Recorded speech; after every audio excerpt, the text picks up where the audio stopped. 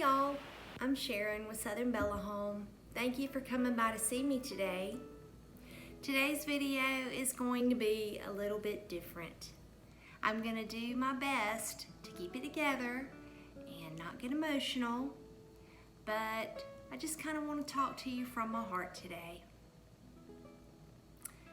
July 3rd, 2008, my 16-year-old son was at a Christian youth camp in Colorado, and he was struck by lightning and killed instantly.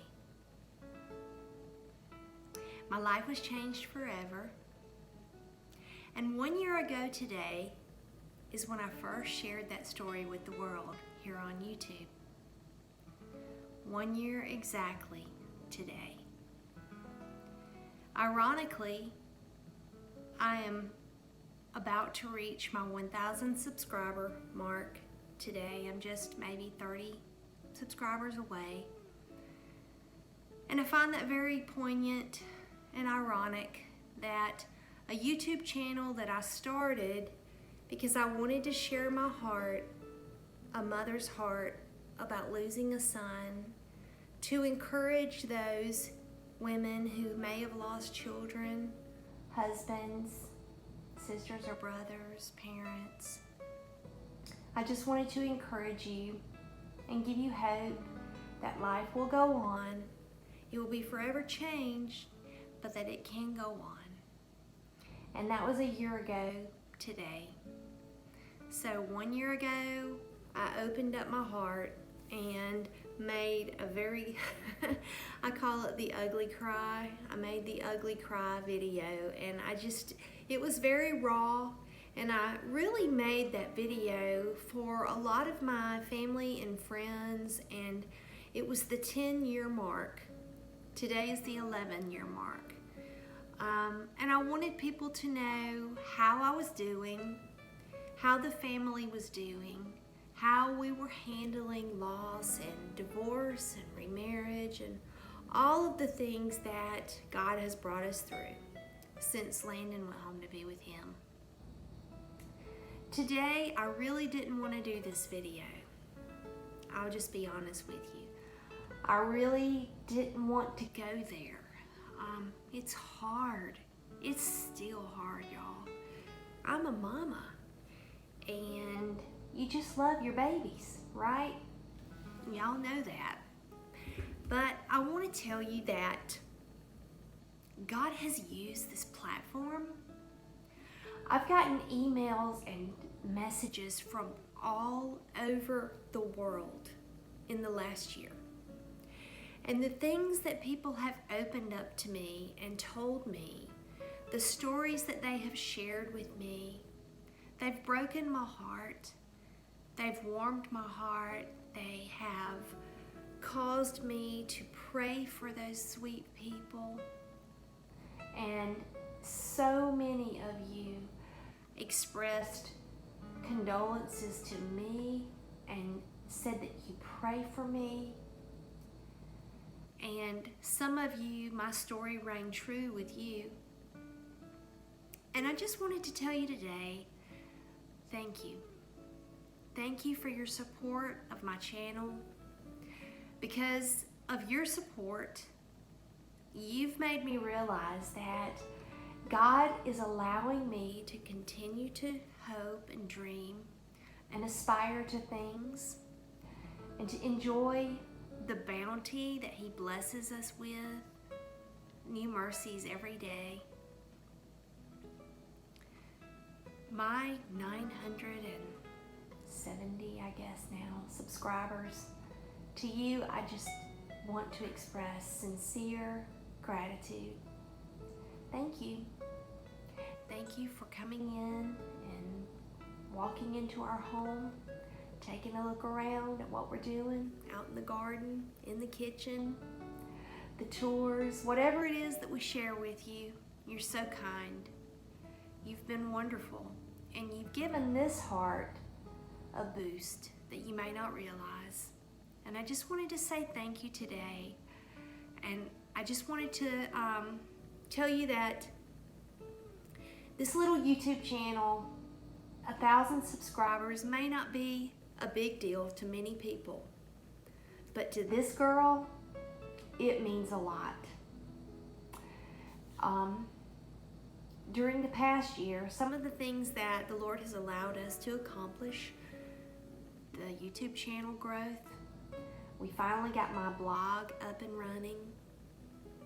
We got our raised bed gardens built, and we continued to do work around the homestead. I had a precious son start college and graduated from high school, and the other one is in college, and just life with a house full of boys. I was wonderfully blessed with a brand new baby granddaughter last September. What a blessing she is, and how she thrills my heart. Another thing that happened this year was the beginning of me writing a book about Landon and about the grieving process that I went through, the grieving process that I feel like God showed me. And I'm writing a book. It's not comfortable. It's not fun. It's really not something that I especially want to do, but I feel very called to do it. I feel as though it is one of my life works that is necessary for me to write this book, because I feel as though it will be cathartic for me, but also I believe it can really help others to process grief, losing a loved one. So I am thankful that that has begun. It's not going to be something that a publishing company probably publishes. It is going to be something that I self-publish. I will probably just offer it on my blog, and it will be mostly, nonprofit. I'll probably make enough off the book to cover the cost, and that's it. Because I want to get the book into the hands of the people who can benefit from it. So I feel blessed that the Lord has allowed me to begin that process. So you can pray for me about that the Lord would just give me the correct words to say, and that He would hold my hand as I go through, remembering those tough days. But I am thankful to have started that this year. So the Lord has been good this year. I just wanted to give you an update, and I always want to remember my sweet, sweet boy. I wanted to show y'all, I have on his softball jersey, Landon Tate. He was such a mess. I tell you what, that boy kept life interesting. And I have one quick story that's kind of funny that I just have to share with you today. Landon was, I hate to say it, but he was a little bit accident prone. He was always getting something stitched up or some broken bone put into a cast. He broke almost every bone. I mean, he just was a full throttle boy. He had no fear, and he played hard. He lived hard, he played hard, he loved hard. He loved the Lord, and he loved his family. Well, he decided that he would join the church youth softball team. He had never played softball before, but he'd played baseball as a younger boy and was very good. He made it to the All-Stars team, and he was a little third baseman, and he had a great arm. So we thought, sure, Landon, you can play softball with the church team. So on the first game of the season, Landon decked out in his new green jersey, and me being the mom that loves to picnic and things like that, I said, okay, you know what we're gonna do? We're gonna meet your dad there after work, and I'll go get KFC, and we'll just spread a picnic out, and we'll have dinner and watch Landon play his first game. Well, y'all, I should have known better. I spread out a blanket and I spread out our food, and I can't remember how many pitches were thrown, but Landon was on first base. The ball was hit. It went to third. The third baseman threw it to Landon, and somehow he missed the memo about holding your glove over here And instead he held his glove right here, but he missed the ball. But the ball didn't miss, it broke his nose. And he began to bleed profusely. And so we gathered up our picnic. I'm talking, it was like the first or second pitch of the game. And off we went to the emergency room with Landon, and nobody was shocked because everybody at our church knew our history with this boy. He was always breaking something or cutting something.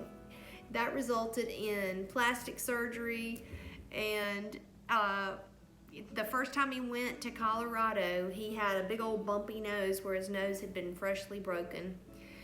So that's kind of a funny memory, thinking about us spreading all our food out, only to the second this food got spread out, pick it all back up and run and take him to the emergency room.